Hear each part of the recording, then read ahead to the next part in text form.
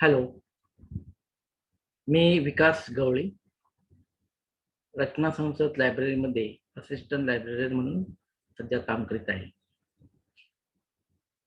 आज आपण एक डिजिटल लायब्ररीचा एक सॉफ्टवेअर आहे, त्याच्याबद्दल आपण जाणून घेऊया. डी स्पेस म्हणजे डिजिटल स्पेस. या डी स्पेस लायब्ररीच्या सॉफ्टवेअरमध्ये आपण अनेक प्रकारचे जे काही ऑब्जेक्ट्स असतात, अनेक फॉर्मॅटमध्ये, म्हणजे JPEG, PDF, वर्ड किंवा ऑडिओ व्हिज्युअल अशा अनेक स्वरूपाच्या PPT स्लाइड्स आपण जे काय बनवतो, लेसन प्लॅन्स वगैरे अशा प्रकारच्या फॉर्मॅटमधले डॉक्युमेंट्स आपण या डिजिटल लायब्ररी डी स्पेस नावाच्या या सॉफ्टवेअरमध्ये आपण स्टोअर करून ठेवू शकतो आणि ते रिट्रीव्हलसाठी पण फार उपयोगी इन फ्युचर होऊ शकतं. तर हे मी आपल्यापर्यंत पोहोचवण्याचं माझं उद्दिष्ट एवढंच आहे की आपल्याला या सॉफ्टवेअर बद्दल एक या सॉफ्टवेअरची माहिती मिळेल, जेणेकरून याचा उपयोग आपल्या फॅकल्टी मेंबर्सना किंवा विद्यार्थ्यांना कितपर्यंत होऊ शकेल, जेणेकरून जर आपल्याकडनं जर ग्रीन सिग्नल मिळाला किंवा हे सॉफ्टवेअर आपल्या लायब्ररीमध्ये इम्प्लिमेंटेशन करण्यासाठी योग्य आहे, तर आपण मॅनेजमेंटपर्यंत याचा पाठपुरावा करू शकून आपण हे सॉफ्टवेअर इम्प्लिमेंट करू शकतो. हा एकच उद्देश ठेवून मी आपल्यापर्यंत या सॉफ्टवेअरची माहिती प्रॅक्टिकल स्वरूपामध्ये याचं कसं चालतं हे आपण जाणून घेणार आहोत.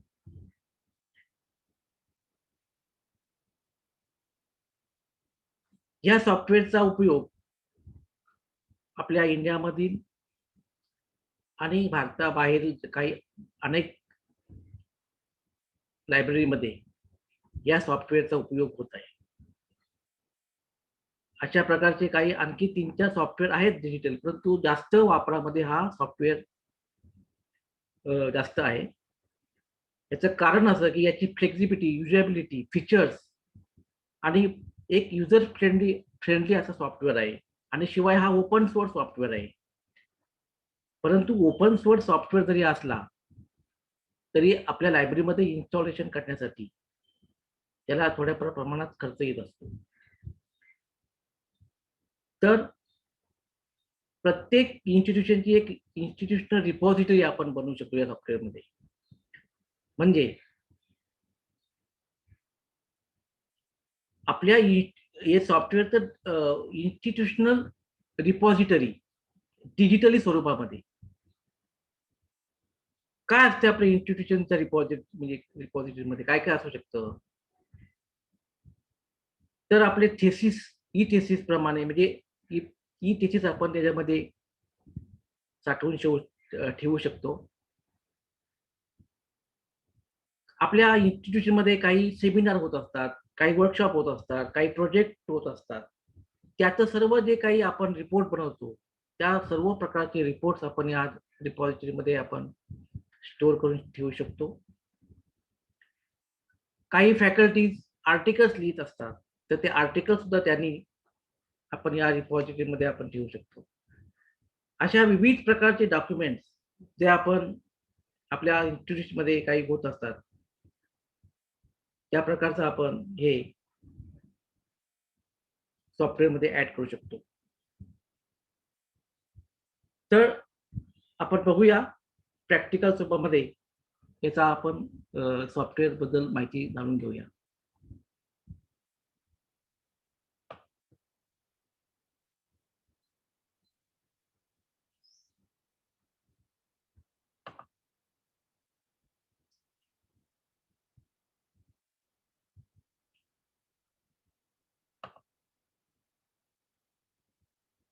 तर अशा प्रकारचा याचा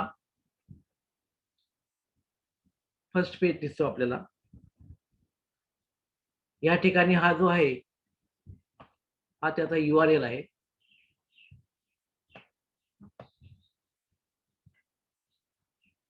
आणि या ठिकाणी सर्च बॉक्स आहे. या सर्च बॉक्समध्ये आपण आपले डॉक्युमेंट्स याच्यामध्ये काय काय आहेत, पुस्तकं, ई बुक्स किंवा काही जे अनेक प्रकारचे जे काही डॉक्युमेंट्स आहेत ते आपण ते सर्च करू शकता.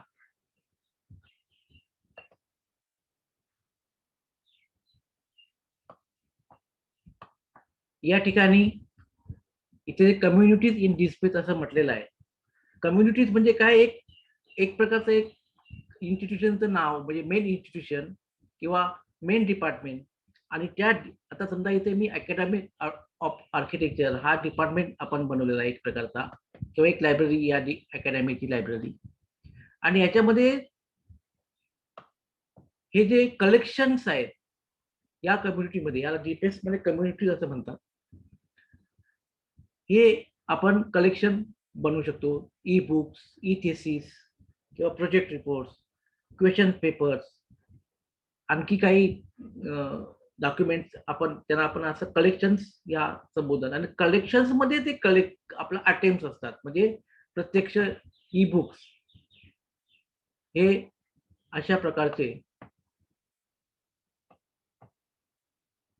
हे ई बुक्स ह्याला म्हणतात अटेम्प्ट म्हणून नाव दिलेलं आहे. आणि ह्याच्यामध्ये जर आपण क्लिक केलं तर त्याचं बिब्लिओग्राफिक डिटेल्स, त्याला आपण ह्या आमच्या सॉफ्टवेअरमध्ये मेटा डेटा म्हणून दिलाय. म्हणजे title, authors, keywords, issue date वगैरे, पब्लिशर वगैरे, हे जे आहेत हे मेटा डेटा आपण त्याला इथे संबोधलं जाऊ शकतं. आणि या ठिकाणी व्ह्यू केल्यानंतर हा डॉक्युमेंट तुम्हाला इथे ओपन होतो. PDF फॉर्मॅट मध्ये आहे हा.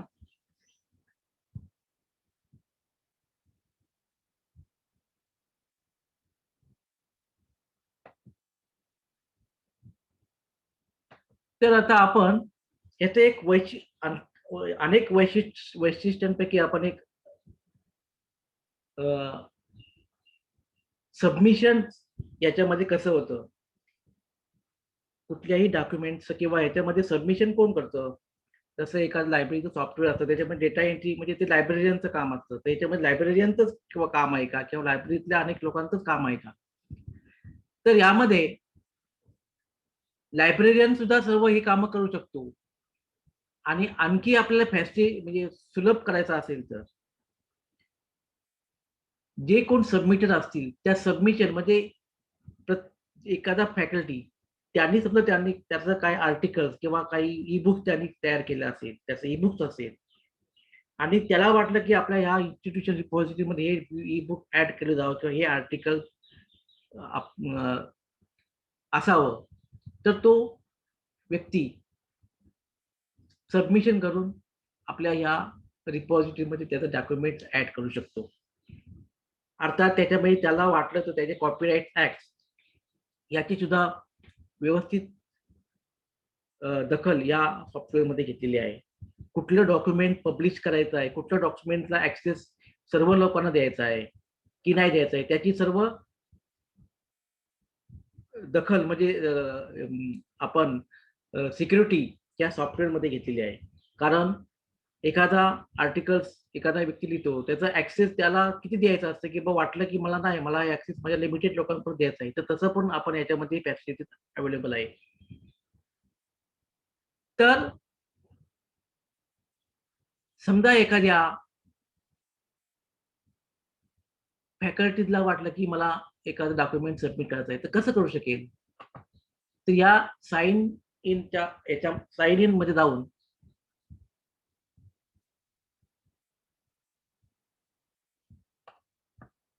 इथे माय डिस्प्लेस मध्ये गेल्यानंतर इथे न्यू युजर म्हणून आयकॉन आहे. तर त्याला पहिल्यांदा न्यू युजर म्हणून इथे रजिस्टर करावं लागेल. इथे त्याचा ईमेल आयडी टाकायला लागेल.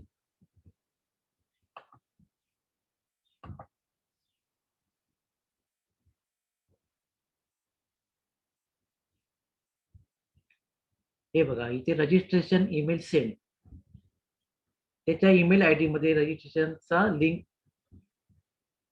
पाठवलेली आहे. आता त्या माणसाने जर त्याचा ईमेल ओपन केलं तर इथे ती लिंक आलेली आहे बघा. या लिंकवर क्लिक केल्यानंतर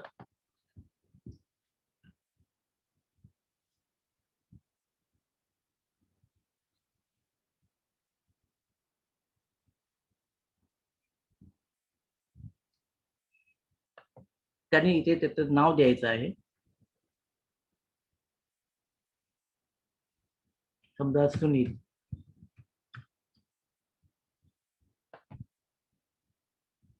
पांडे.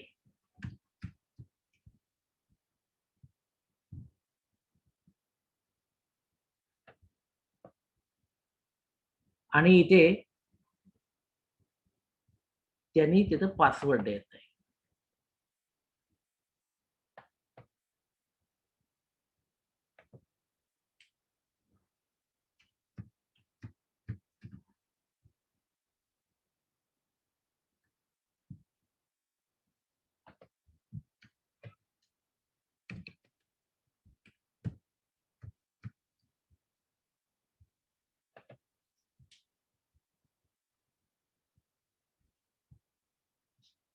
रजिस्ट्रेशन फ्रीज झालेलं आहे.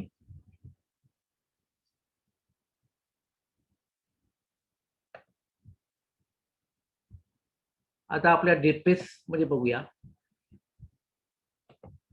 म्हणजे या ठिकाणी त्याचं रजिस्ट्रेशन कंप्लीट झालेलं आहे. आणि रजिस्ट्रेशन कंप्लीट झालं म्हणजे लगेच तो डॉक्युमेंट सबमिट करेल असं नाही. तर त्यानंतरची प्रोसिजर अशी आहे की या डिस्पेसचा जो लायब्ररीयन किंवा ऍडमिनिस्ट्रेटर असतो त्यांनी त्या व्यक्तीला ऍक्सेस देणं, सबमिशनचं एक ऍक्सेस देणं अशी एक प्रक्रिया असते. ती केल्याशिवाय ती तो डॉक्युमेंट सबमिट करू शकत नाही. आता परत आपण जर डिस्पेस मध्ये गेलो आणि जर समजा त्यांनी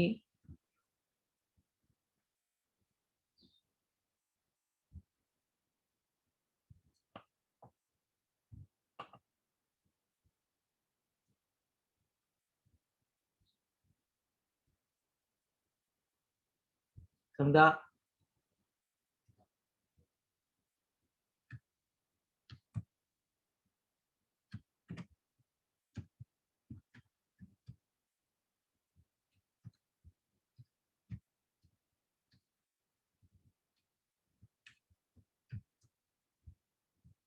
त्याचं ते ईमेल आयडी आणि पासवर्ड टाकितलं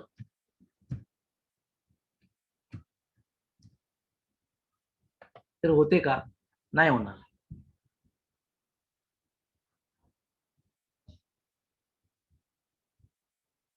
तर जोपर्यंत ह्या सॉफ्टवेअरचा ऍडमिनिस्ट्रेटर त्याला ऍक्सेस देत नाही तोपर्यंत तो सबमिशन करू शकणार नाही. तर या ठिकाणी ऍडमिनिस्ट्रेटर लॉग इन करतो.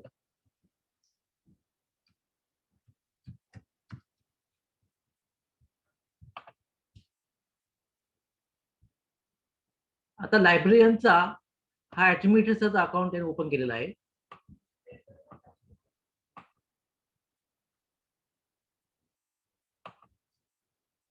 तो तिथे बघणार ई पीपल कोण कोण ऍड झालेले आहेत ते.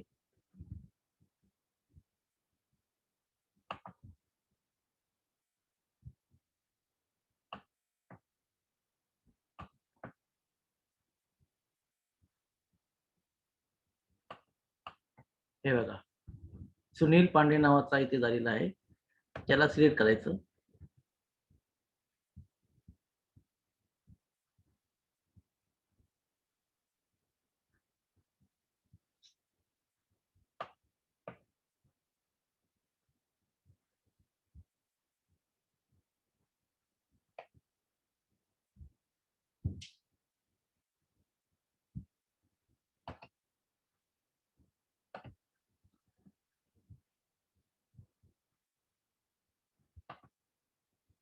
त्यानंतर ऍडमिनिस्ट्रेटर हा काम करेल की सबमिशन त्याला कुठे द्यायचं आहे. म्हणजे ई बुक्स द्यायचं आहे, ई थेसिस द्यायचं आहे की कशाचं द्यायचं आहे.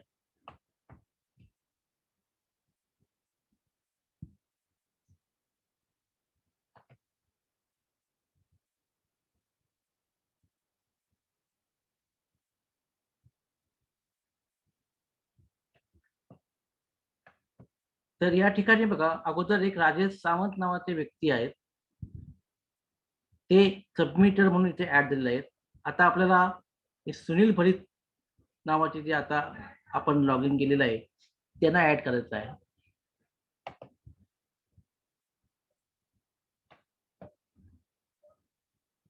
सुनील पांडे.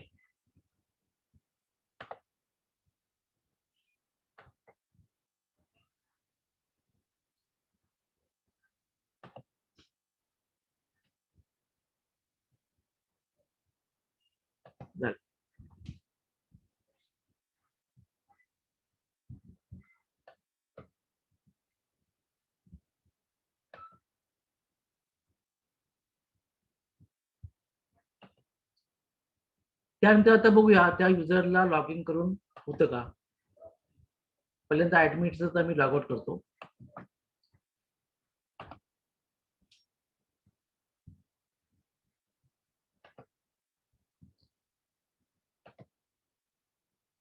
माझ्या डिस्प्ले मध्ये जातो.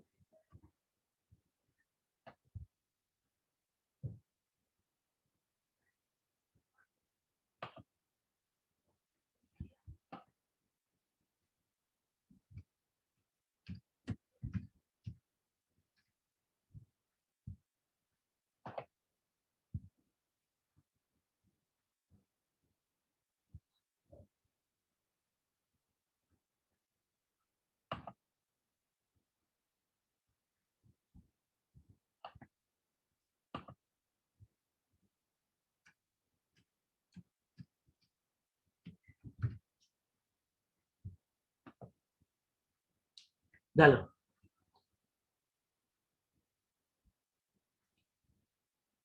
आता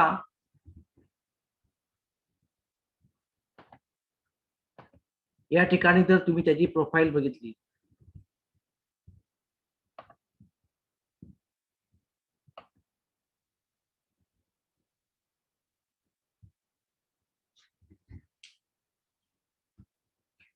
सुनील पांडे, या ठिकाणी पण तुम्ही काही मॉडिफिकेशन करू शकता, पासवर्ड चेंज करू शकता.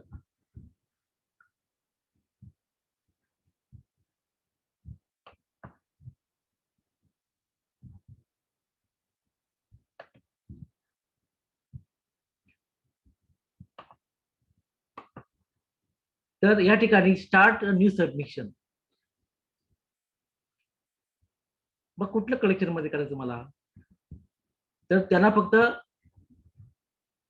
ई बुक्स सबमिशन ऍड करायचं आहे, एवढंच त्याला आपण अधिक राईट दिलेलं आहे. त्याच्यामुळे तो फक्त ई बुक्स, बाकीचे आपण प्रोजेक्ट रिपोर्ट होते किंवा ई थिसिस होते हे ऍक्सेस त्याला दिलं नाही. आपण त्या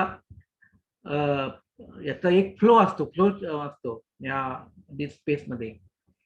ऍडमिनिस्ट्रेटर आणि कुणाला एक त्यांचं एक फ्लो असतं, त्याच्यामध्ये ऍडमिनिस्ट्रेटरनी आणि त्याच्या त्याचे सब हे असतात, त्यांनी ते ठरवायचं असतं की कुठलं डॉक्युमेंट करण्याचा अधिकार कुठल्या कुठल्या व्यक्तीला द्यायचा असतं ते.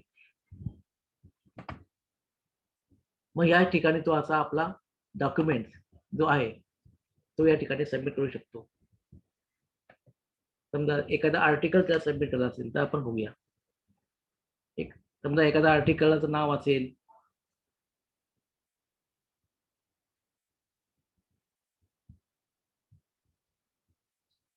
राजेश, सरनेम अगोदर लिहूया, गोखले, गोखले राजेश,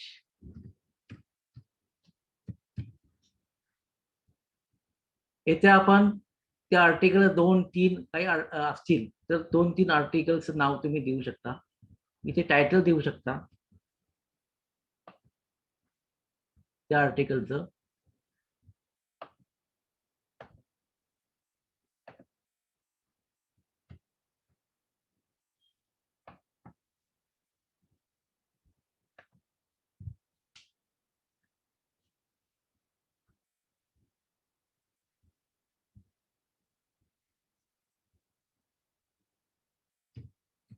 अर्बन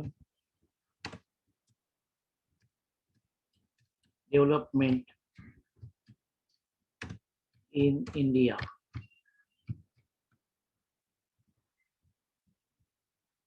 कधी पब्लिश केलं होतं ते तुम्ही इयर डेट टाकू शकता. पब्लिशर असेल तर पब्लिशर टाकू शकता.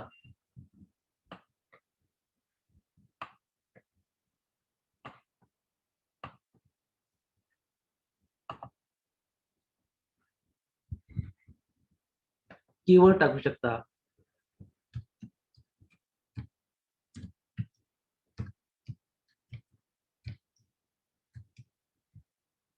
त्याचं काय ऍब्स्ट्रॅक्ट असेल तर तुम्ही ऍब्स्ट्रॅक्ट लिहू शकता. स्पॉन्सर असेल काय असेल ते सर्व मेटाडेटा, याला म्हणतात मेटाडेटा, हे आपण बोलू शकतो.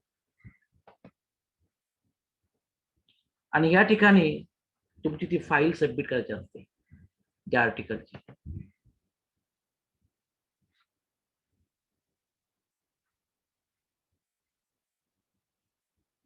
आता आपण इथे आर्टिकल करतो. आपलं कलेक्शन आहे ई बुक्स. फक्त आपल्याला एक्झाम्पल साठी मी देतोय. समजा हा एखादा आर्टिकल असेल,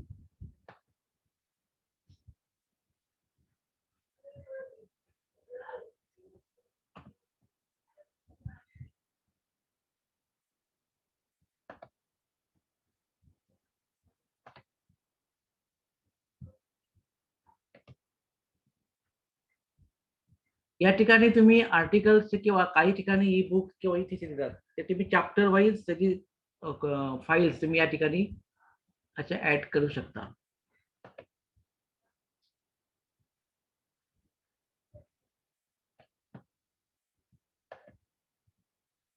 बघा या ठिकाणी शेवटचा हा असा आहे, ह्याला लायसन्स असतं.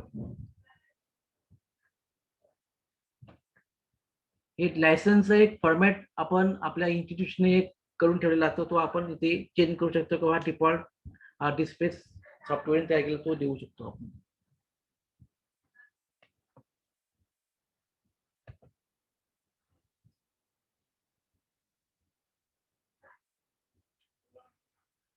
सबमिट कम्प्लिशन झालेलं आहे.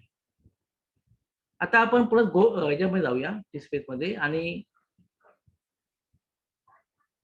त्यांनी अर्बन डेव्हलपमेंट इंडिया हा आर्टिकल ई बुक कलेक्शन मध्ये सबमिट केलेला आहे.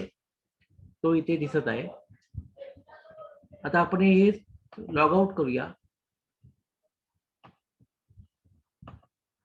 लॉग आउट केल्यानंतर आपल्याला हे डॉक्युमेंट दिसतं की नाही अनॉनिमस युजर्सला, म्हणजे जनरल सर्व युजर्सला, ते बघूया.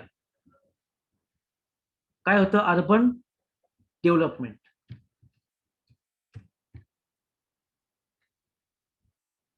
आहे का असं डॉक्युमेंट्स?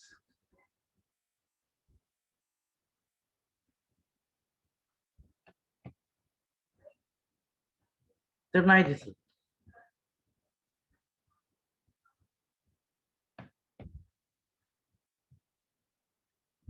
आपण परत होम मध्ये जाऊन ते कलेक्शन जे आहे ई बुक्स त्याच्यामध्ये आपण त्यांनी सबमिट केलं होतं त्याच्यामध्ये आहे का बघूया.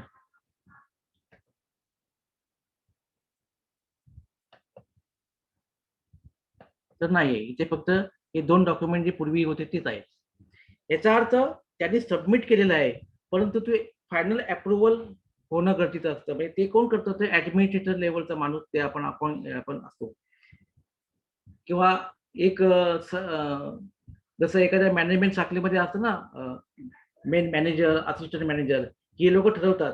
त्याप्रमाणे या ठिकाणी सुद्धा एक चेन हे असते, ऍडमिनिस्ट्रेटर लेवलचा पॅनल असतो. ते ठरवतात की ठरवायचं असतं की हे डॉक्युमेंट अप्रूव्ह करायचं की नाही. मग परत तो ऍडमिनिस्ट्रेटर लॉग इन मध्ये बघूया आपण.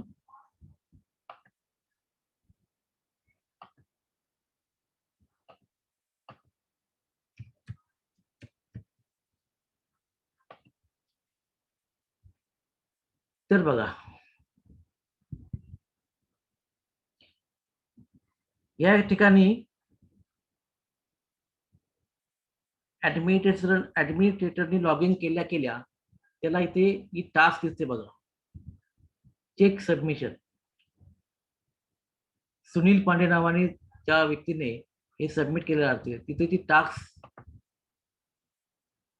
त्यांनी इथे तो डॉक्युमेंट व्ह्यू करून बघू शकतो, किंवा जे पॅनलला लोक असतात त्या याच्यावर ते लोक व्ह्यू करून बघू शकतात आणि मग ऍक्सेप्ट करून ती तास इथे अप्रूव्ह रिजेक्ट किंवा त्याच्यामध्ये काय मेटा डेटामध्ये तुम्हाला एडिट करत असेल तो करू शकता, किंवा रिटर्न टू परत त्या माणसाकडे दिलं जाऊ शकतं. म्हणजे थोड्या कालानंतर आपण करू शकतो. असं हे याची चेंज प्रोसिजर असते.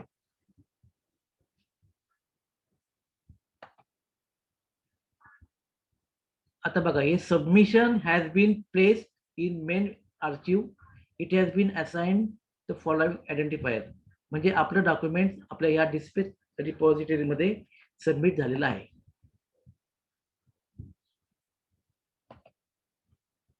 आता परत आपण लॉग आउट करूया. जनरल पब्लिक साठी ते दिसतं की नाही ते बघूया.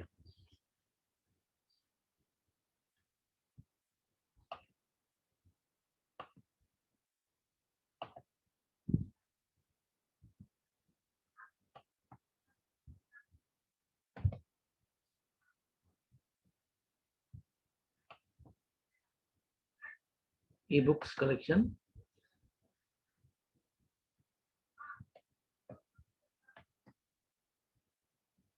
हे बघा, अर्बन डेव्हलपमेंट इंडिया हा डॉक्युमेंट इथे आलेला आहे. आता ह्या ठिकाणी त्या व्यक्तीने तो डॉक्युमेंट पाठवला होता त्याला सुद्धा ते ईमेल गेलेलं असतं की तुमचं डॉक्युमेंट जे आहे ते आमच्या रिपॉझिटरीमध्ये आम्ही सबमिट करून अप्रूव्ह करून ऍड केलेला आहे. अशा प्रकारचा ईमेल हा ऑटोमॅटिक जात असतो. बघा,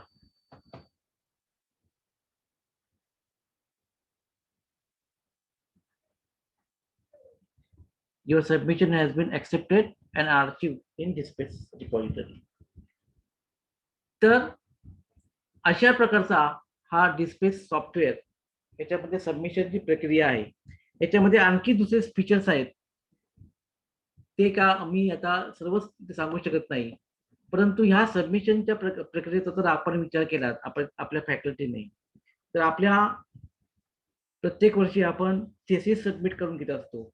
तर त्या थेसिस सबमिशनच्या प्रक्रियेमध्ये या सॉफ्टवेअरचा काही आपल्याला उपयोग होत असेल तर आपण त्याचा नक्की विचार करावा.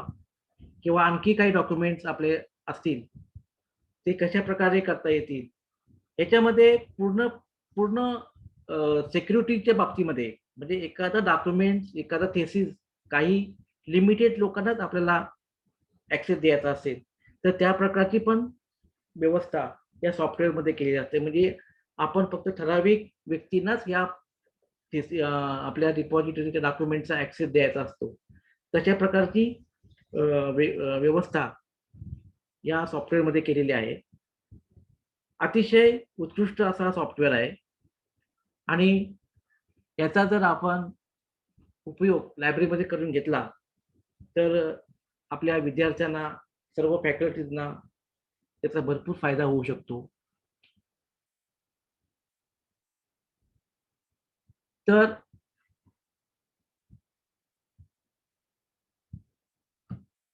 या सॉफ्टवेअर बद्दल आपलं मत काय आहे ते मी आणखी तुम्हाला एक गुगल फॉर्म देत आहे. त्याच्यावर आपल्या प्रतिक्रिया मला जरूर पाठवा आणि ह्या सर्व तुमच्या रिस्पॉन्सला एक डेटा आपण आपल्या मॅनेजमेंटपर्यंत पाठवूया. जर आपली जर इच्छा असेल तर पुढं हे इम्प्लिमेंटेशन करायचं की नाही याचा पाठपुरावा करण्यासाठी हा मी प्रयत्न केलेला आहे. याच्याबद्दल आणखी काही तुमच्या क्वेरीज असतील त्याचा सुद्धा आपण विचार करू. काही डिफिकल्टीज असतील त्या पण आपण सोडवण्याचा प्रयत्न करू. थँक्यू.